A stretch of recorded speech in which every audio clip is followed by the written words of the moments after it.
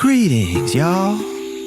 I invite you to join me as I make the 3-mile journey across this island. I'm headed to Mojo's cave to apologize for scolding him on the state of his cave. But my trusty sidekick Squirrel Monkey must uphold a standard if we are to run a proper court of higher law. How else can we resolve conflicts unless our own spaces are in perfect order? That's what I told him.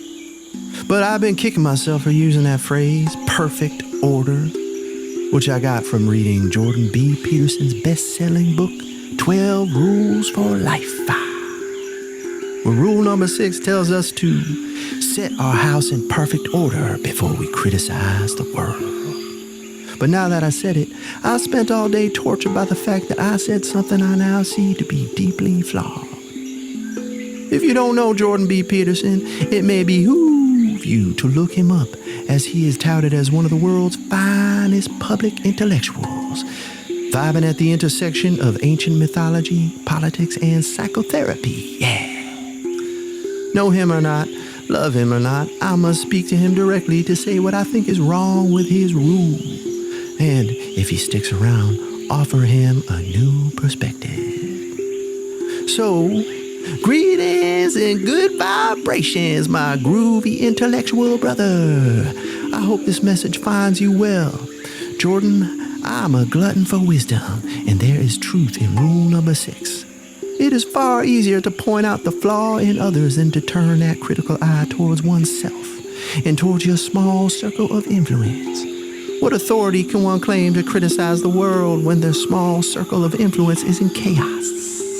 If one can't foster healthy relationships, if they can't hold down a job, if they can't make their damn bed, if their cave is swamped with banana peels and coconut oil, who the hell are they to tell others how to live? But I have some common sense questions, like, can a house ever be in perfect order? If not, that would mean that nobody should ever criticize the world. But that can't be what you mean, as you quite frequently criticize the world. Is your house in perfect order? Was it when you wrote that rule? Is it now? And what sense would it make to drop that aphorism to an obsessive compulsive, to someone who is trapped precisely because their house is not in perfect order? Hasn't perfection become their prison? Wouldn't such a person be better served by a rule that says, mess up your bed sheets and spill the mustard before you go out into the world? And even if you endeavor to set your house in perfect order, whose standard of perfection should you reference? How would you even know what perfection is unless you enter the world? But to function in the world, you must make value judgments. And to make value judgments, we must inevitably criticize, if only to ourselves.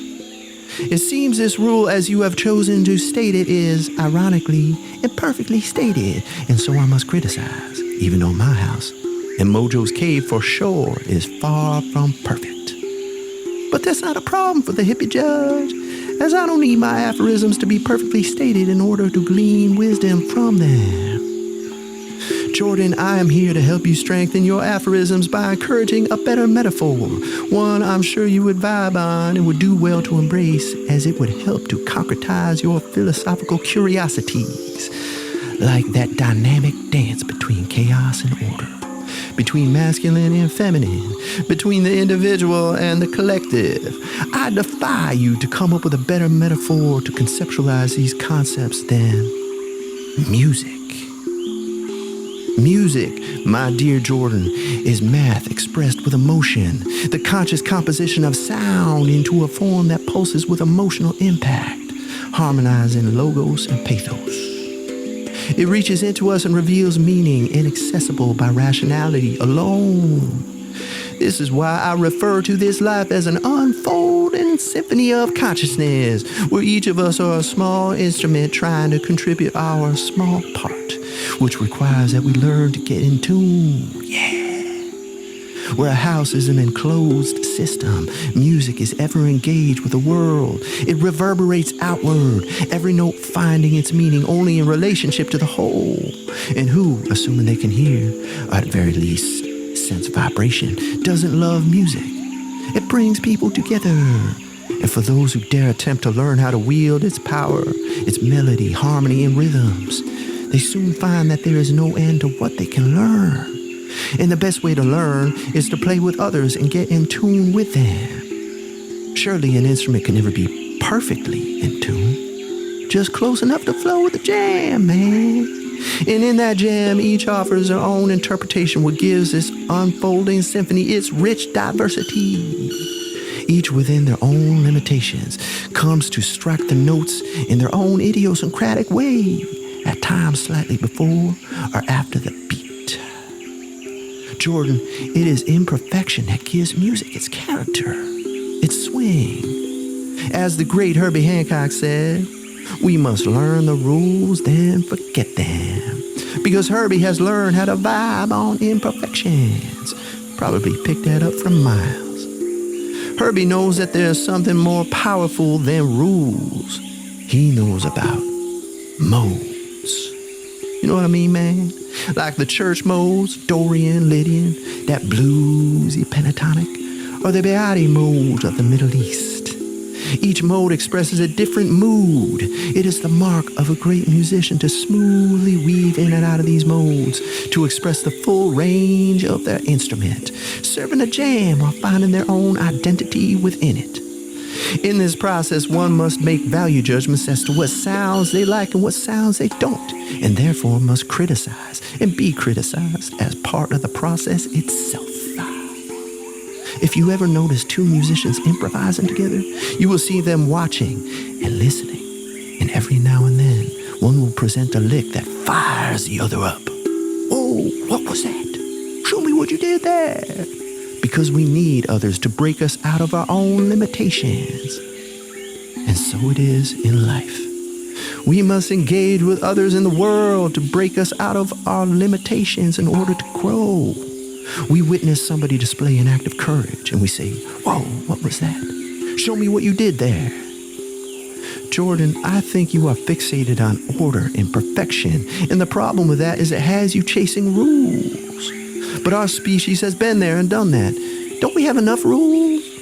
Isn't it time we evolve into a groove and new way of vibing on reality that catalyzes our creative potential as co-creators of this unfolding symphony of consciousness?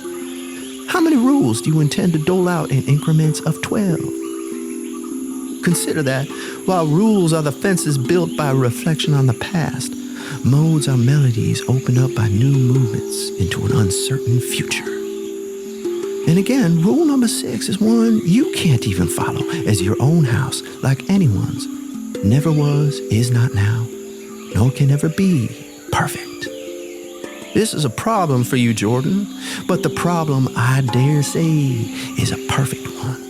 Because in order to resolve it, you are called to embrace the metaphorical shift to that grand metaphor of music. Yeah. Because once you make that shift, you will see your rules for what they truly are, modes. And this shift will liberate you from the fortress you have built around your blind spot. Modes are the choices an artist makes to serve the moment, while rules are rigid. Modes are flexible, the palette of tonal color the artist uses to communicate what they hear. Likewise, we as creative moral agents, as instruments in this unfolding symphony, make such choices as we engage with our experience. Take rule number 8, for instance. Tell the truth, at least don't lie. That's fine, but what if the brown shirts are at the door looking for Anne, and she's hiding in your attic? What sense would it make to follow that rule? Or rule number 5, do not let your children do anything that makes you dislike them. But Jordan, what if a parent dislikes their child because of their own bigotry? That's not the child's problem, is it? Or rule number 12, my favorite one, pet a cat if you see one in the street. That's not a rule, Jordan. It's a mode of being that says sometimes we must detach from the hustle and bustle of the world and just be in the moment. Who better than a cat to remind us of that? This here and nowness of being when petting a cat is one mode, but so is passing the cat as you hurry to an important meeting. For all its virtues, the shame of our ego consciousness is that it keeps us locked in one mode of being among many. And so most of us go through life convinced that the way we have been programmed to experience reality is the only way. But it's not the only way. Music is God's wink to us that there are many modes in melody, and so it is in consciousness. Much like the musician, the individual grows in character the better they learn to weave in and out of these experiential modes to vibe with the moment before them on that mysterious unfolding melody of self-actualization.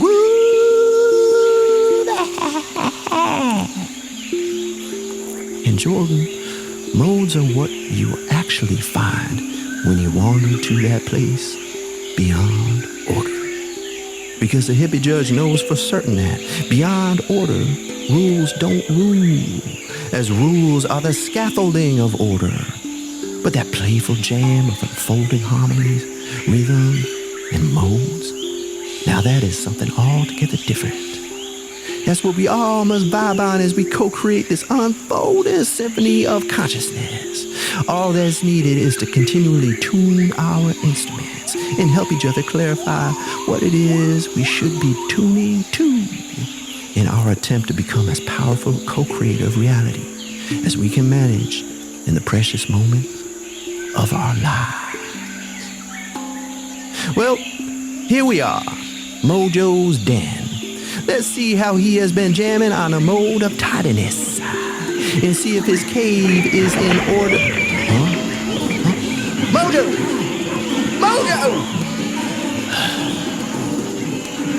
Naughty monkey.